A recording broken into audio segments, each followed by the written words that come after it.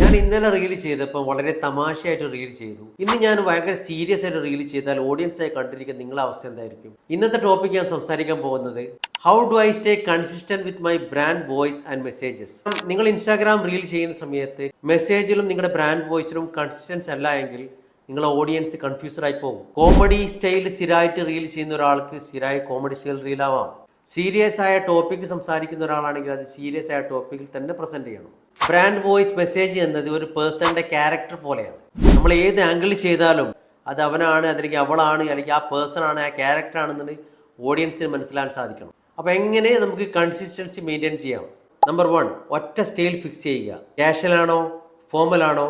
Number 2, ഒരു message repeat ചെയ്യുക. നമ്മൾ ശ്രദ്ധിച്ചിട്ടുണ്ടാവും ചില ഇൻഫ്ലുവൻസേഴ്സ് ഒക്കെ അവർ സ്റ്റാർട്ട് ചെയ്യുന്ന ഒരേ മെസ്സേജ് പറഞ്ഞുകൊണ്ടാണ്, അല്ലെങ്കിൽ എൻഡ് ചെയ്യുന്ന ഒരേ ടൈപ്പ് ഓഫ് മെസ്സേജ് പറഞ്ഞുകൊണ്ടാണ്. അത്തരത്തിലൊരു പാറ്റേൺ ഫോളോ ചെയ്യുന്നത് നിങ്ങളെ കൺസിസ്റ്റൻസി മെയിൻറ്റെയിൻ ചെയ്യുന്നതിന് നല്ലതായിരിക്കും.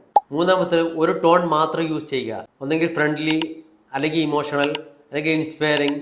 ഏത് പാറ്റേൺ ആണോ നിങ്ങൾക്ക് യൂസ് ചെയ്യാൻ താല്പര്യമുള്ളത് അത് മാത്രം ഫിക്സ് ചെയ്യുക. ഇനി നിങ്ങൾക്ക് ഒരു ചേഞ്ച് ആവശ്യമാണ് എന്നുണ്ടെങ്കിൽ സ്ലോലി ഷിഫ്റ്റ് ആക്കാൻ ശ്രദ്ധിക്കുക. സഡൻ ചേഞ്ച് ഓഡിയൻസിനെ കൺഫ്യൂഷൻ ആക്കും. Ultimately understand one thing: consistency create trust, trust build connections, and connection build conversions. Brand voice perfect ആക്കണ്ട, പക്ഷേ കൺസിസ്റ്റന്റ് ആകണം. അപ്പോഴാണ് പീപ്പിൾ ഫോളോ ചെയ്യുന്നത്.